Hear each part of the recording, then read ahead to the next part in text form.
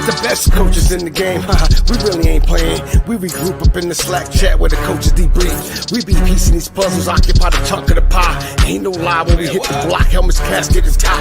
You be seeing helmet after helmet, helmet after helmet. First place, second place, fifth place, eighth place, 12th place, 15, 16, 20. So many helmets, you got blurred vision, we got too many. Tick your tech. Oh man, shit. They got us fucked up. Army, recruit. We pledge always to have that edge. We don't fire warning shots. Competition just dropped. We locked and loaded before lock. Whatever the time, yeah. Do you even correlate? Being the best requires a willingness to outwork your competition. There's always someone smarter, faster, sharper, more naturally gifted to come around.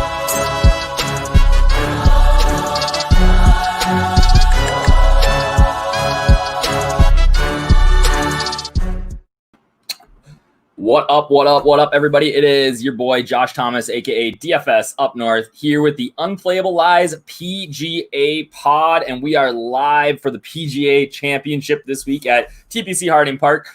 In this podcast or video pod, I talk about all the players that I'm playing that you probably shouldn't. And this podcast is brought to you by Majors Challenge. If you are not playing over on Majors Challenge, it is a ton of fun.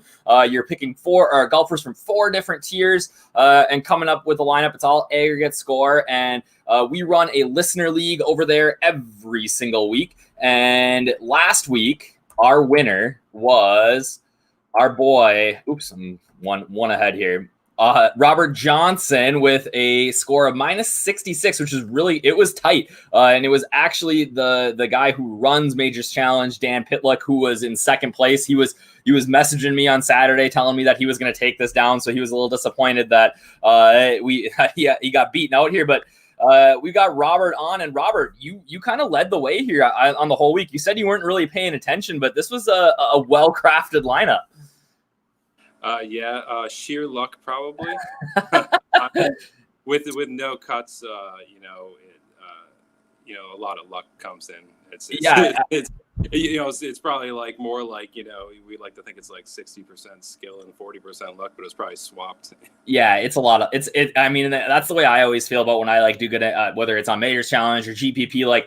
There's always a ton of luck that's involved, and you look at some of your guys like Danny Berger early in the week, he was struggling on Thursday, Friday, and really came around on Saturday and Sunday, and that kind of vaulted you up the board there a little bit.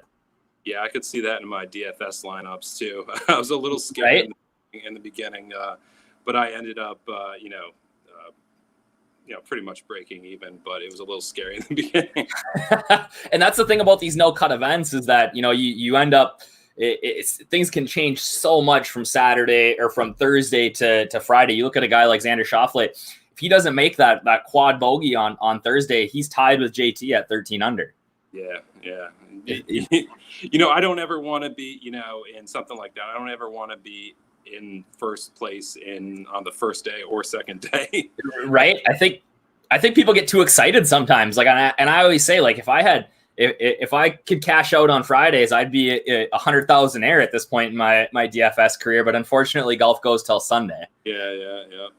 What, I was telling my wife that 3 weeks ago, I'm like, oh, don't worry, we're not going to have to worry about money for a little bit. I'm crushing it right now, and then Rory goes south on me. So my wife, obviously I've been doing this a while now, but she always tells me everything's Monopoly money until the last putt drops on Sunday. She's like, I don't want to know. I don't don't get me excited. It's not worth it until that money's in our account at the end of the day. Yep, I've heard that a lot, actually. Right? So what, looking ahead to this week, have you taken a look at the field? we're at TPC Harding Park out in San Francisco. Anybody early popping for you in anything that you've looked at? I haven't really looked at much, but, I'm not a huge Brooks guy, but, he did so well last week and he seems to be, putting pretty well. So, I think I might go back to him, DJ as well, just because they're pretty good price, and they played well in this tournament last year. So. It's actually funny. I was just looking at it the other day that, you know, obviously Brooks gets the playing well at majors. You know, obviously there's that narrative, but he just really plays well when there's a big trophy involved. Like if there is a big like trophy that he can hold up, it seems like he shows up every time. So I love Brooks this week. I think DJ is going to be really popular. And you know, the one thing is this week too, over at Majors Challenge, what we're doing is we got the free month of Sportsbet Army, which we'll get you set up with in New York there. But we've I also PGA Harding Park, we've got a flag coming to the winner, whoever wins the contest this week, and that is free to enter, right?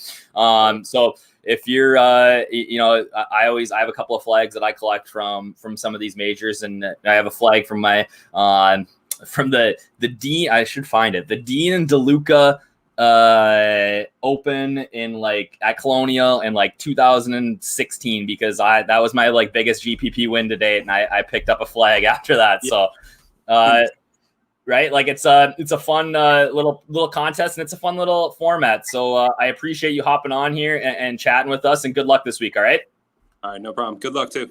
Yeah, thanks, man.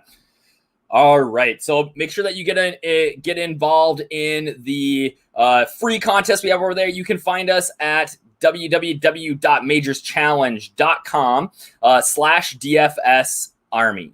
Okay. And that is how you get into that contest. Like I said, you can win a free month at Sportsbet Army, our Sportsbet sister site for DFS Army. They are crushing it over there, and you get a free, and I will send you this 2020 PGA Championship flag from Harding Park. Again, I'm a big flag guy. I love these, and I thought this was a great prize for the winner this week. They also, over at Majors Challenge, have the $250K perfect lineup contest, where you can, if you get the perfect lineup, so you pick the exact perfect guys from each tier with the lowest score, you win $250,000. Now, is that hard to do? Yeah, it's incredibly hard to do. It's like win the Millie Maker, but it's free to enter. So why wouldn't you enter this every single week? If you win first place and you don't have the perfect lineup, you get a $25 or a $20 Amazon gift card. Like, I'll take a $20 Amazon gift card for free. So that's something that if you're going to come in, you're going to play the DFS Army Listener League Challenge for a chance to win this PGA Harding Park flag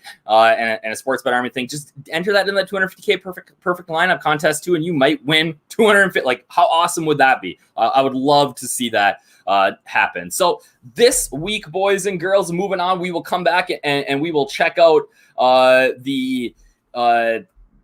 I will build a lineup for Majors Challenge later this week, later in this podcast. But let's talk a little bit about the course first. So we're at TPC Harding Park. TPC Harding Park is a really, really interesting story. So this is a course that they basically built because the land was there and they just really didn't know what to do with it. They built Olympic Club, which has hosted multiple U.S. Opens and things like that.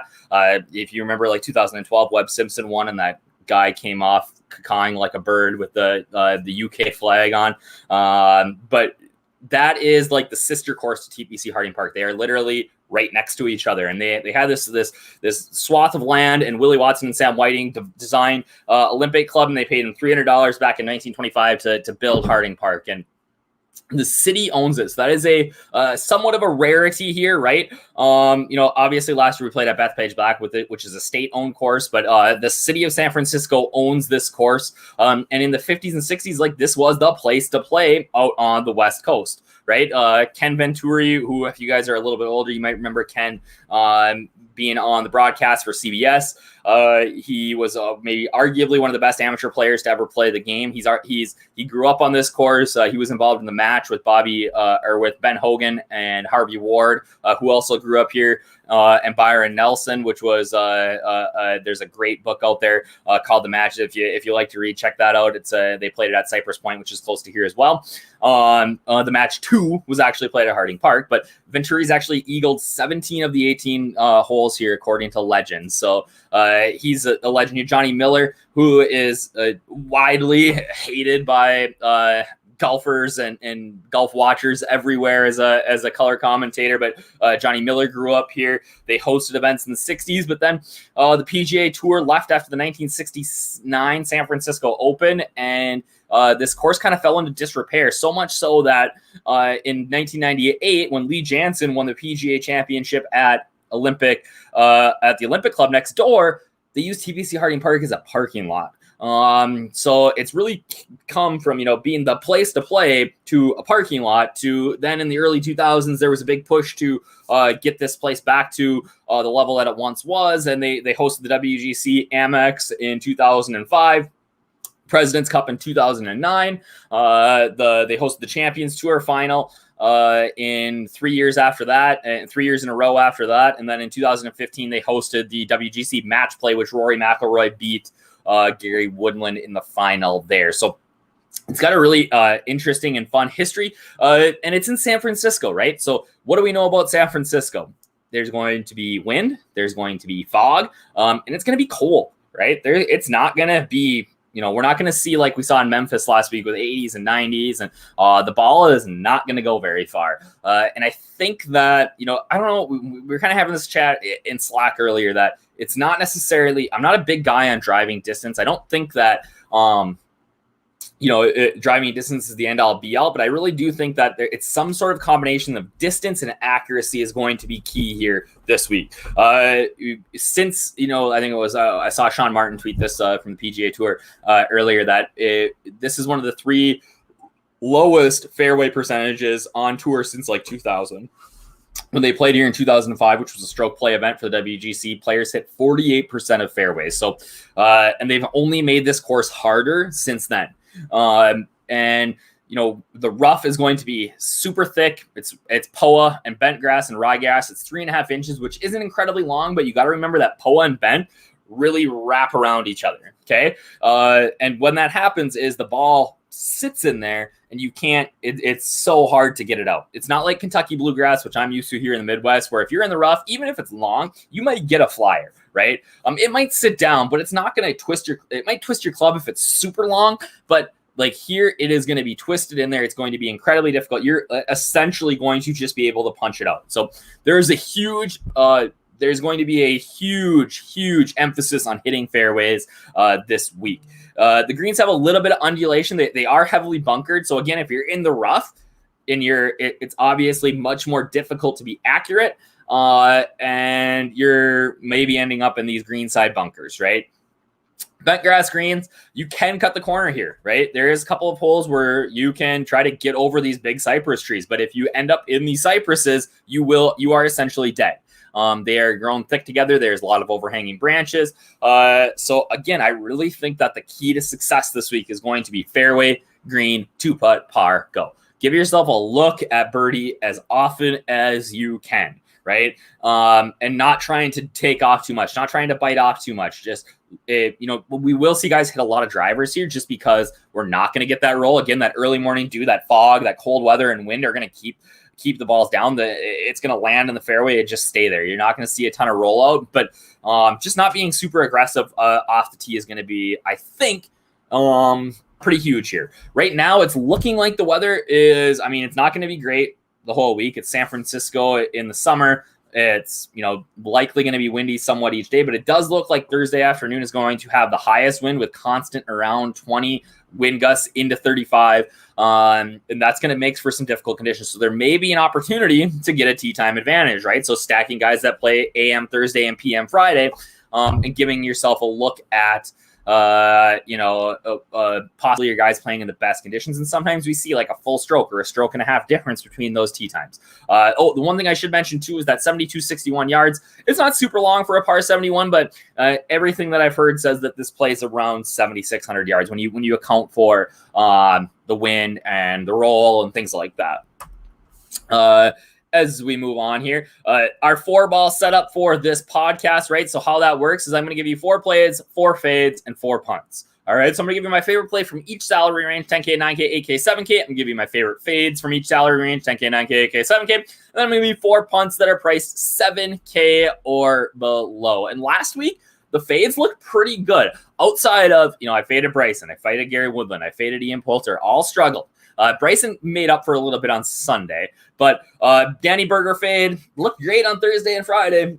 Saturday and Sunday, not so much, but we're going right back to the well there this week. As we, come into my 10K plays here, I am all in on Xander Schauffele this week. That shouldn't be a surprise. The guy's been playing great. I'm legitimately debating running 150 lineups like all with him just to increase my leverage on the field, right? Especially in like 20 maxes, things like that. Like I'm going all 20 Xander. I just have so much confidence in this kid's game right now. He plays so well. He's a West Coast boy. He plays well in these. He just absolutely crushes every single major in WGC. And like I said, you take away that quad bogey last week, and he is in great shape. Obviously leading the tournament at 13 under. So I really, really, really like Xander this week. But it should come as no surprise that everybody else does too, right? Good plays are good plays are good plays. I say that all the time, that, a good play is a good play. You play them. All right. And if you want to try to gain leverage, right, you just go all in. If you're not as confident, you can still get, 30, 40% of your lineups with Xander. And, you have leverage on the field, but you're not dead if he sucks, right? As you are if you have 100%. But if he crushes at 100%, right, what's the upside there? Again, that's that GPP mindset that you kind of have as, like, for me, like, I ain't trying to min cash. I'm not trying to just get across the cash line in GPP. I'm trying to win, and I'm trying to do everything with my lineups to give me that opportunity. And sometimes that means making all-in plays like this. I probably won't end up with 100% Xander, but I think 60 to 70 is probably where I'll end up come Wednesday afternoon. If you're a DFS Army VIP, you can hit me up in Slack chat, ask me what I end up with, right? And then my fade again in the 10K range this week is going to be Bryson DeChambeau. Like, his approach play has been absolutely terrible. Now, could he crush this week? Yes. The guy is on fire with his putter at times. He can overpower. If he finds, like, he's really not that inaccurate off the tee. It's about 63% of fairways. So if he's smart about it this week, we really could see him in good position here. And the way this course sets up a little bit, it might not be where he's hitting like these 60, 70, 80, 90 yard shots into greens where he's really been struggling. He's actually lost on average 1.4 strokes per round approach in his last 10 rounds. And his last 5 is more like 3 strokes around. So his approach play has been terrible, right? But again, like, this is golf. Things change week to week. If Bryson's going to come in super low owned this week, and it's Monday, it's hard to tell. I will flip this from a fade to a play in a heartbeat. Stats be damned, right? If he's coming in at single digit ownership, which maybe he won't, maybe he will. Again, it's so early to tell. We need to look at, kind of what the industry's saying, what the odds are looking like, if there's any drift, things like that. But if he's at like that 6-7% range, I will gladly take 20% Bryson. If he's 12, 13, 14%, I'll just full fade it and hope that, he continues to play poorly. As we go down to the 9K range is so small this week, right? And my favorite play in this range is Patrick Cantlay. He had an awful round 1 at the WGC and then played excellent. Like, on the weekend between him and Xander and Berger, like, those 3 were unreal on Saturday and Sunday, hitting tons of fairways, tons of greens. And it kind of gets lost in the shuffle because Cantlay finished like 30th, right? He was really strong on the weekend. He putted well. His approach play was good. His driver was good. Like, he had one just bad round. He got it out of the system and he played well the rest of the week. It was an excellent showdown play on Saturday and Sunday. So I think that this course is a really good setup for him. He is a West Coast kid, better bent grass putter. I'm definitely in on Cantlay. I think that he goes well under owned in this range, especially when you consider that the chalk in this range is going to be DJ at 9K. It's a crazy price. I get it. Last week at 7,900 was a crazy price for DJ. And there's really not anything on DJ that, like, I look at and I say, like, nope, like Bryson, right? His approach play has been terrible. I think that's an easy fade if you want to do it. There's nothing on DJ that really jumps out and smacks me in the face and says, like, hey, don't play this guy. But he has been pretty mediocre approach, and that, like, he's going to push 20, 25, even 30% in GPPs. In cash, I can't imagine he's anything under 30 or 35%. Like, so for me, I'll fade that ownership in a championship like this where, crazy things can happen. The rough is terrible. And, you also have to think too, like, there's 20 PGA pros in the field this year. They are, let's just assume that maybe one makes the cut. Okay. So now we go from 156 to 137 man field, right? because likely all 20 are, the vast majority of them are not going to make the cut. So in a 137-man field, what's going to happen to the 6-6 percentage? It's going to go up. So if a chalk player like DJ misses the cut, right, even if that 6-6 is high, if you're fading a high-owned player and they miss the cut, your leverage goes through the roof in these GPPs. And I think that's really a really important thing to think about. Now, is he in play on like a Majors Challenge? Absolutely. And we'll get there in a little bit. As we go into the 8K range, my favorite play is Fitzy, just because he did this on the greens at WGC last week. Like the old Camilo Villegas, like, and God, if you are not in tune to the golf community, God bless Camilo Villegas and his family. His daughter unfortunately passed away, I believe 2 weeks ago. And I can't, as a dad, like I can't even imagine what that's like. But so prayers to them. But Matty Fitzpatrick, it's just like he's an elite hard course player. He plays well in these tough events. He's been absolutely on fire lately. He's putting out of his mind, which means that he can score like crazy. And he's putting out of his mind consistently, not just like one round here or there. Like he's averaging almost 2 strokes a game putting in his last 10 rounds, which is like incredible. He hits tons of fairways and greens. And I really, like I said earlier, I think that's the recipe for success here. He's a great DK play, which this obviously podcast is kind of set up for, but he's an even better FanDuel play. At 9,300, he's a core play for me on FanDuel. I love him this week. Berger, looking like he's going to be popular again. At what I think he's 8,800 this week or 8,700. Berger fade looked so good last week. So good. And not so good on the Friday as he just vaulted up the leaderboard at a course that he's had a ton of success at over his career. And whatever, like chalk guy that's looking to come back to earth with his putter, like I'll make the fade there all the time. And his putter really did come back to earth last week. He I believe he lost strokes putting for the entire week, but as such, like the rest of his play really picked up and covered for it. So I think at a course like this, again, I'm just looking for leverage. There's not a ton in the 8K that I really want to fade. It's either Berger or Fowler for me. If Fowler would have actually finished strong on the weekend like Berger did, I think that it would be Fowler in this position. But again, we're just trying to gain leverage in spots here in GPP. 7K play, I love me some Chez Reavie. He's likely going to be pretty popular. I think that maybe not so much because we're going to get this narrative that you got to be long here. They're going to talk about how long this course is playing all week on the Golf Channel. And guys like Chez who only hit it like 287, 288 are going to get kind of forgotten about. But I think that you can get around here at 288 because these guys are so good with their long irons. Like we make this idea that, oh, they don't play these long courses. Like Chez is used to hitting 5-iron into greens, right? And at 287, we talk about a guy like Tiger. You're not saying that Tiger's too short for this course, right? But Tiger's only, 6, 7, or not even 6 yards in front of him. So 18 feet, like that's nothing.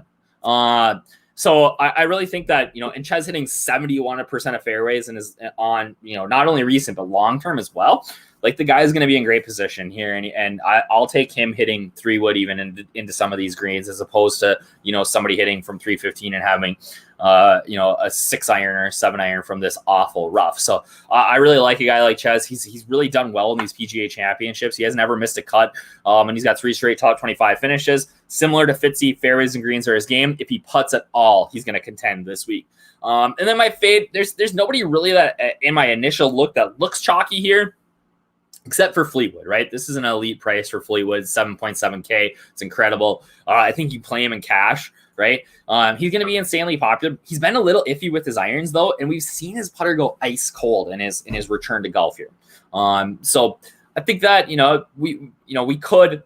You can fade Fleetwood here in GPP for sure, and feel good about it. There's just so many good plays this week, and with the soft pricing, you can build some really, really interesting lineups.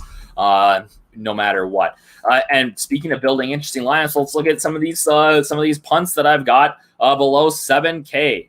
Oh no, the picture's not going to show up? Oh, that's so disappointing to me.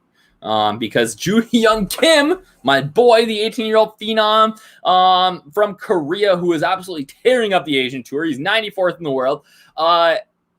Looks identical to our boy Sungjae. Like they could literally be twins. But Joo-Hyung Kim, he has been, like I said, tearing it up in the Asian Tour. The official World Golf Rankings absolutely 110% skews to the Asian Tour, right? The Asian Tour is going to get typically more points than like the Korn Ferry Tour for especially guys who win. And what has Ju Young Kim done over there is he's just won a ton of times. Every time he tees it up, he's in contention to finish in the top 5. Earlier, the only really experience he's had playing against the big boys outside of like the New Zealand Open, where he contended again, was against Matt Kuchar and Justin Rose, Henrik Stenson, a couple of those guys who came over and played the Singapore Open. This is kind of a hit and giggle for those guys, I guess. They're getting paid big appearance fees to head over and play in Singapore. But still, Rosie finished first, beat Kim by 5 strokes, and Kuchar beat him by 2 strokes, and he finished 4th. So the kid can go. I think he's got a ton of upside. I think that we're going to be talking about him like a Sung Jae in a year or two here. Is he ready right now? It's really hard to say. But in something like the Millie Maker, the guy's going to be 2% owned, right? You can get a huge leverage on the field with a guy like him. So really like him here. Joost Luiten. Okay, I'm a big sucker for Joost. I really am. Every time he comes over, I play him. I never get paid off. So at this point, I guess you could say I'm pot committed on Joost, that I've got to essentially play him. But he does make the cut almost every single year in the PGA Championship when he comes over. He does really well in those sort of events. He's very consistent. I'm concerned that he missed the cut last week at the Hero Open in England a little bit, but he's so consistent. Doesn't do any one thing particularly well. What he has struggled with a little bit at times is around the green game. So if his irons are off a little bit, he might be in trouble this week. But consistent sort of cut maker, 6,700 definitely involved. Loving me some Matty Schwab. Looked great 2 weeks ago at the 3M Open. He just couldn't putt. Last week, Kuda, I bet him 45-1. Got in early on him there. He made a big run at the end of the event to try to take it down. He ended up bogeying the last, and Richie Wierenski eagled from the fairway to knock Schwab out of contention. But obviously a top 5 finish at the Barracuda, which was a very strong event last week. And he really seems to be firing all cylinders. He's already out here in California. His body's adjusted, things like that. He's not like he's flying straight over from Austria. And his game's really trending in the right direction. I think at 6,900, this kid can absolutely play and is definitely in play for me this week. And then GMAC, right? GMAC, it's crazy to me how long GMAC's been around. He was 6th here in 2005. It feels like he just came onto the scene at his win at Pebble for the U.S. Open. But again, that's like 11 years ago too. And speaking of Pebble, right? Like GMAC has really sort of crushed on the coast, right? And this course is on the coast. We have Lake Merced. You'll be able to see the ocean from the course. It's not like directly on the ocean, but we're talking like less than a mile. So I consider this a coastal track. He's going to be able to deal with the wind, the fog, the things like that. He's obviously comfortable doing that. His game is really trending in the right direction. I thought he looked great last week at the FedEx. Iron play was on point. Didn't putt particularly well, but again, a returned event might be a big boost for him in the putter category. And at 6,500, like you can do a lot worse than GMAC here. So I'm a big fan of GMAC this week, and he's making it into a lot of my builds early on in the week. So now it is time to take a look at let's take a look at Majors Challenge and build some lineups over there this week, right? I'm excited to do that. Again, felt like last week I was really grasping at straws trying to find guys to play, but this week it is looking pretty good. So let's get into the PGA Championship, right? So if you are not familiar with TPC or with the Majors Challenge and how things are set up over there, we got Group A here, which is the top 10% of the golfers.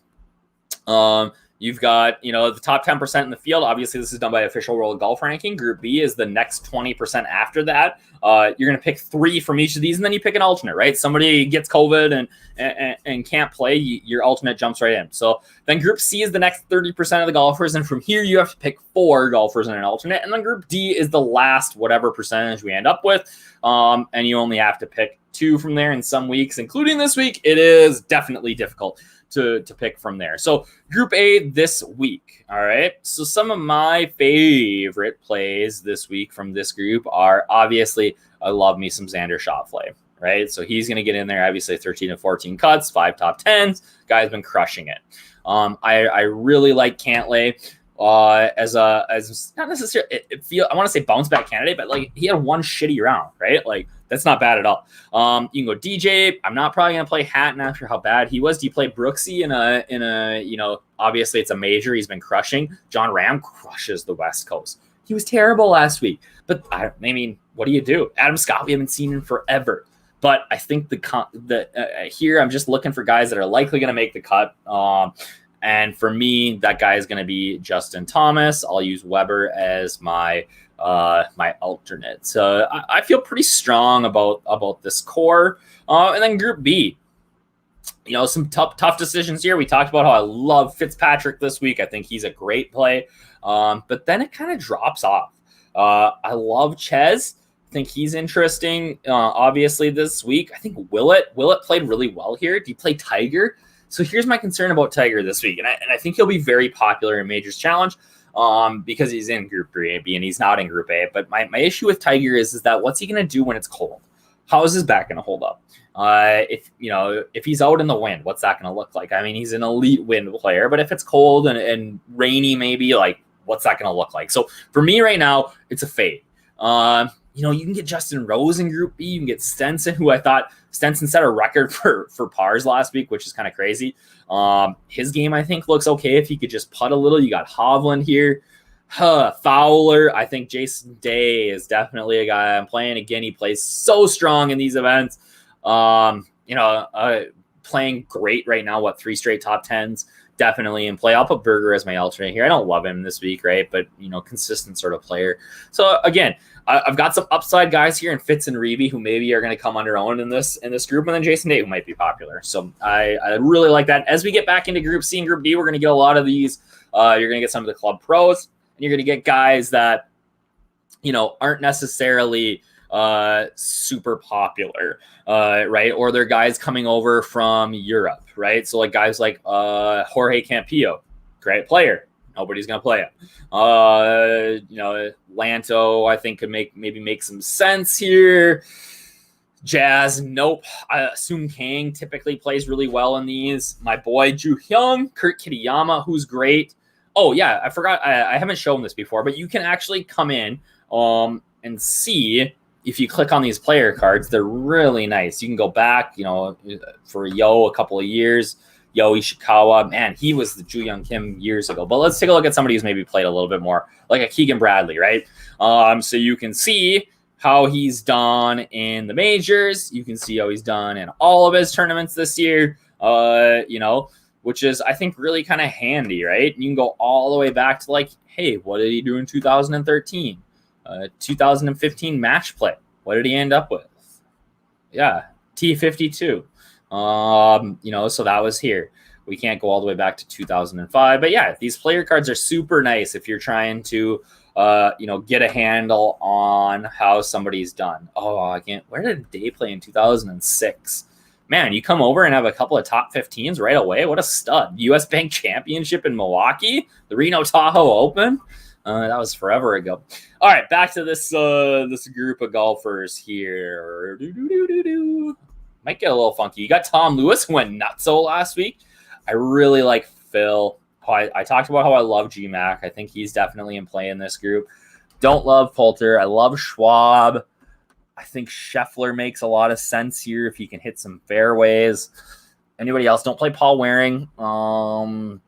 He's out, which is disappointing because I do like him.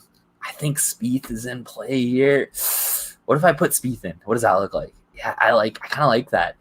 I got to choose one more starter. I think Connors, guys that really crush strokes gained approach, I think are definitely interesting here.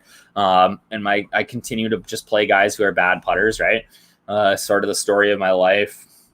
You know what? I'm going to do it. I'm going to play Ju Young. Yeah, whatever. Piss on it. Who else is going to play him? And I'll put Connors as my alternate. As we get over to here into the far side, okay, what's Harris English doing way down here? His all tournaments lately. Yeah, he was 18th at the 3M. Harris English. Yes, please. Get me involved. Definitely involved in Harris English. That's like a lock button play in Group D here. As we go down, I think Tom Hoagie is interesting, maybe. Marty Keimer. Andrew Landry, guy who really played well on the weekend here. Love, like I talked about, used. I like him a lot. Schwartzel's game's really trending in the right direction. I think you could play Stricker, Thompson, but I think the guy I'm going to go with is my boy Nick Taylor again. The guy just hits a lot of fairways and greens. I think that's what you need to do here. Throw Harmon in as my alternate. Yeah, and there we go. If you ever wanted to start your own pool, you can click here, and it teaches you everything you need to know how to do it. You get 50 free credits. Again, it is you don't need to if this week's a major, right? So you are going to get charged for teams that you have in your lineups. But if you do not, if it's not a major like next week, right? It is free to play on. You collect the money, you do it all yourself on Majors Challenge there. It's a really, really, really great deal. Something that I love. And one more thing I just wanted to take a look at before we go is I wanted to show you guys, those of you who maybe aren't DFS Army VIPs. I'm gonna have to log in here. Don't steal my password, right? Those of you who aren't DFS Army VIPs, something that we have new here that I am like such a big fan of is our strokes gained leaderboard. And what you can do is, and we'll leave this up again until Wednesday night or Thursday morning, but essentially you can go through and see like, okay, how did everybody perform last week? So if you want to, we have our event averages. So JT averaged 1.92 strokes approach. His last 10 rounds, 0.69, last 25, 0.94, last 50, 1.11. So he had some absolute positive regression here. He was, and then you look at putting, right? He putted minus 0.47, right? That is worse than, over time, 0.03, 3.34, 0.27. So he putted below his average. So what you can say is if you're looking at that for like showdown or even just for next week, you can say, okay, like he is due some positive regression with his putter. If his putter picks up, he's likely going to score more. And, you can see like who last week, crushed it approach. We can sort and see that, oh man, Brooks's event average was 2.11 approach. That's incredible. Ches, 1.81. Damon had a great week. Tommy Lewis, Ryan Palmer, Scotty Scheffler, right? Or maybe we think like, okay, this week off the tee is going to be really important. How did it go last week? You can look at here. You can look round by round, and not only round by round. Like, so if we're getting ready for, this would say on, this would be like round 3. If you're getting into ready to play round 4, and I can say like, okay, who is my good round 4 scorers? Let's see if that correlated with who played really well. I'm gonna scroll down here. Where'd it go? But yeah, you can sort by round 4 scoring or. And then it shows you again how they played in round 4. So like guys that really crushed it in round 4, guys like Lowry, things like, or people like that really did well. So again, that is something that we offer to our Fanshare Pro VIPs. Did that not show up? Oh boy. It might not have.